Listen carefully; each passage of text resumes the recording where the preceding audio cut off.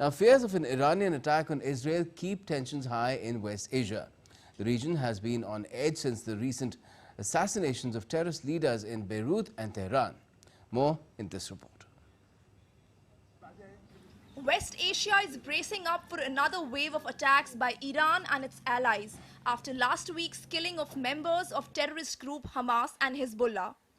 The Israeli military has issued new evacuation orders for an area in northern Gaza, one of the first to be hit in the October 7 conflict, as more rockets were launched.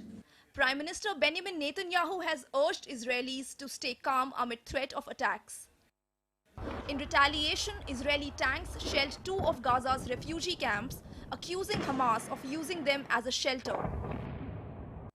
After 2 days of lengthy negotiations in Doha, Hamas has named Yahya Sinwar as its new overall chief, replacing Ismail Haniyeh, who was assassinated in Tehran last week. Believed to be the mastermind of the October 7 attacks, Sinwar has not made a public appearance since, but continues to direct military operations along with other commanders. The White House has warned Israel and Iran about the escalating conflict. U.S. Secretary of State Antony Blinken stated that talks to achieve a ceasefire and hostage deal in the Gaza conflict have reached their final stage. We continue to work intensely to de-escalate tensions in the Middle East and to prevent the spread of conflict. Over the past few days, we've been in constant contact with partners in the region and well beyond. In those conversations, we've heard a clear consensus. No one should escalate this conflict.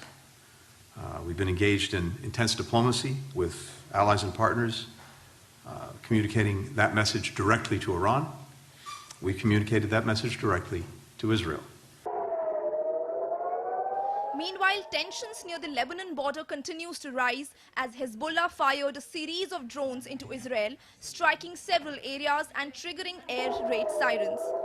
In response, the Israeli Air Force struck two Hezbollah facilities in southern Lebanon.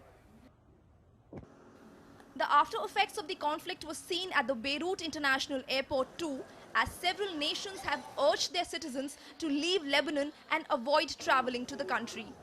Over 10,000 UN peacekeepers are currently in Lebanon to maintain peace and prevent war from breaking out. Tripti Tripathi reporting for DD India.